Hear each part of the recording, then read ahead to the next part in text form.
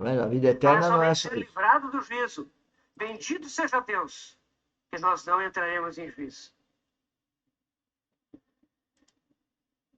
Efésios fala que nós somos assentados em lugares celestiais em Cristo Jesus. Meus irmãos, e a experiência de viver nesses lugares celestiais é a nossa Canaã.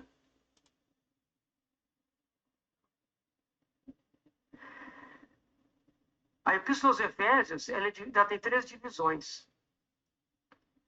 E a irmã Ruth Paxson, ela, num estudo sobre esse livro, ela dividiu de uma forma muito preciosa. Os 3 primeiros capítulos de Efésios, eles tratam das nossas riquezas em Cristo. A palavra riqueza, ela aparece 5 vezes nessa primeira sessão.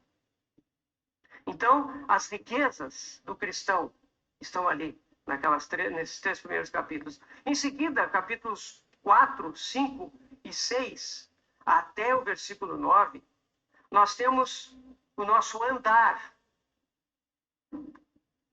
em Cristo. A característica dessa parte é a nossa caminhada. À luz das riquezas que temos, existe um modo de caminhar que é digno da nossa vocação. Como diz no primeiro versículo do capítulo 4. E por fim, Tem um modo de caminhar que é digno de nossa vocação. Ou seja, Deus dá um propósito para cada um, né? E nos coloca para caminhar.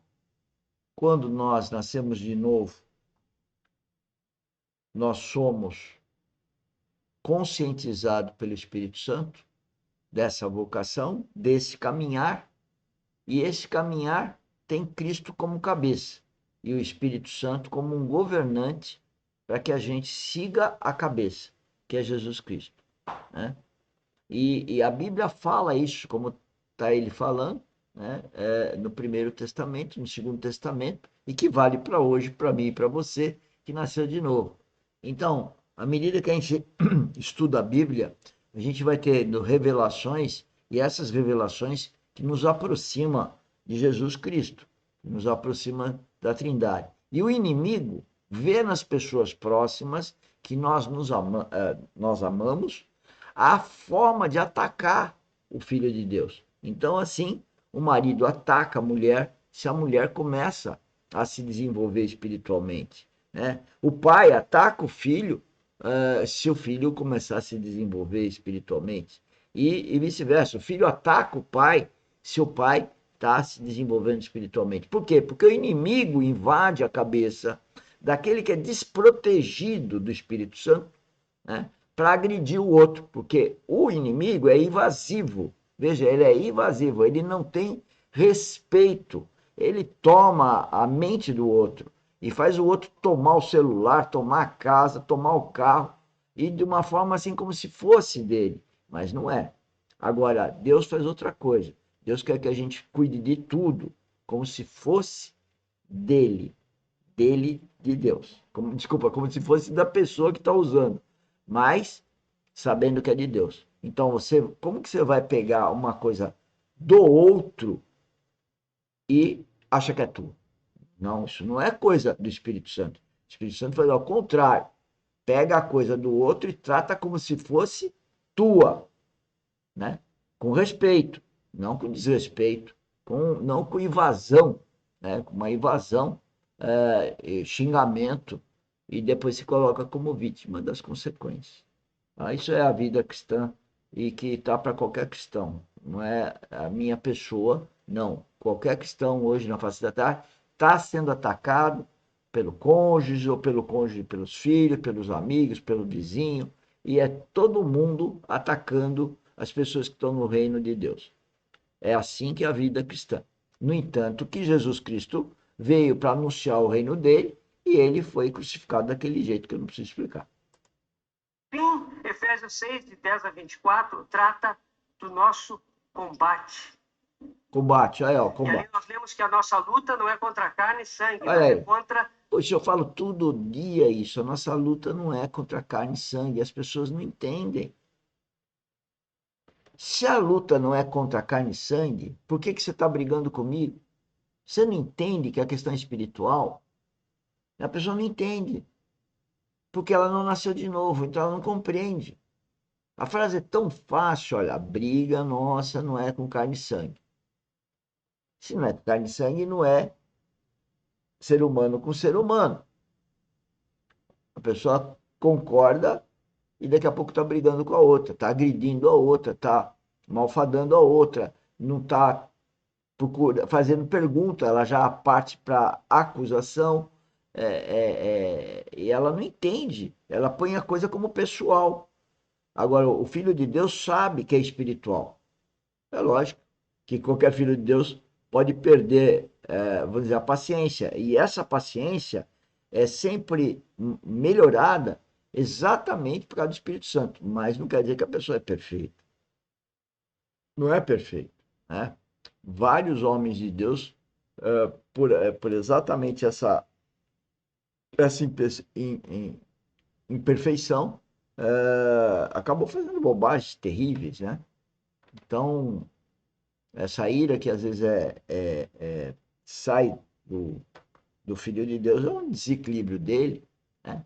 Mas ele toma consciência daquilo e pede perdão, né? O problema é que quem não tem o discernimento do Espírito Santo não consegue se arrepender. Ele sempre se acha certo. Não tem jeito. Quanto mais ele não se arrepende, mais ele é dominado pelo inimigo. Principados e potestades das regiões celestes. Então nós vemos, irmãos, que há uma riqueza que nos foi dada. Em Canaã nós temos riqueza. Essa riqueza é para andarmos de um determinado modo e para entrarmos no combate do Senhor. E aqui fica muito claro a similaridade entre Josué e a conquista de Canaã e a caminhada do cristão.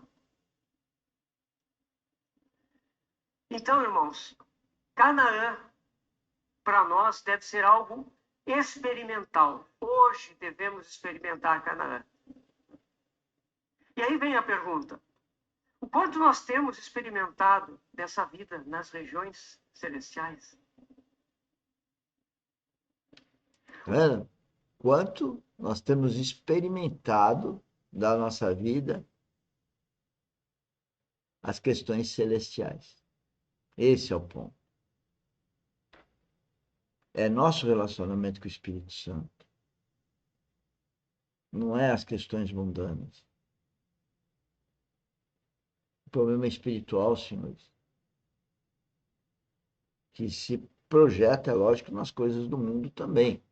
Mas a realidade espiritual é extremamente mais profunda, infinita. É mais real o mundo espiritual do que o mundo natural. Quanto nós temos experimentado da conquista que deve caracterizar o nosso andar, dia a dia? Conquista que deve caracterizar o nosso andar. Qual que é a conquista espiritual que você teve? Qual a transformação que você teve? Qual o processo de metanoia que você teve de ontem para hoje? O que você mudou? A nível espiritual. Não é que passou de ano, tirou diploma, ganhou mais dinheiro, não é isso. É espiritual. E isso é uma relação sua com o Espírito Santo que ninguém vai ver. Conquista em todas as áreas. Individual, familiar, na igreja. Todo lugar. Em nossos contatos com o mundo. Somos chamados para essa luta espiritual. Assim como o povo de Israel entrou em Canaã e lutou, nós hoje estamos em guerra. E são as guerras do Senhor. Paulo fala muito sobre isso. Ele diz que ele combateu o bom combate. E ele 2 vezes diz a Timóteo: combate o bom combate.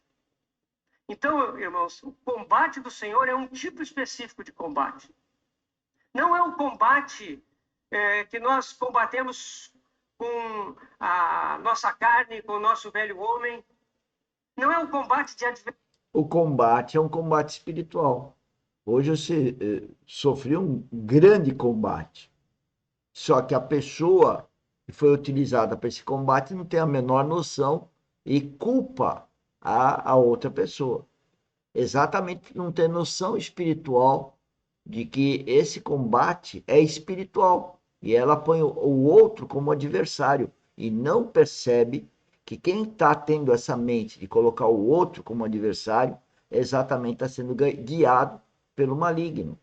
Porque o Espírito Santo não fala isso, não agride, não ataca, né? Ele é o homem, o lado carnal, que provoca isso. E a invasão do inimigo à mente é uma coisa muito séria. Por que, que um homem mata a mulher, ou mata um filho, ou um filho mata a mãe? Por quê? É o inimigo. Né? Agora, não quer dizer que a pessoa tenha a razão de fazer isso, né? Só porque é o inimigo. Não, ela que permitiu o inimigo. E como ela permite o inimigo, só não ter o Espírito Santo, só não ter nascido de novo, ela já está permitindo. Tá? Por isso que o mundo está do jeito que está. Diversidades variadas que nós sempre temos e todo mundo tem na vida. Existe um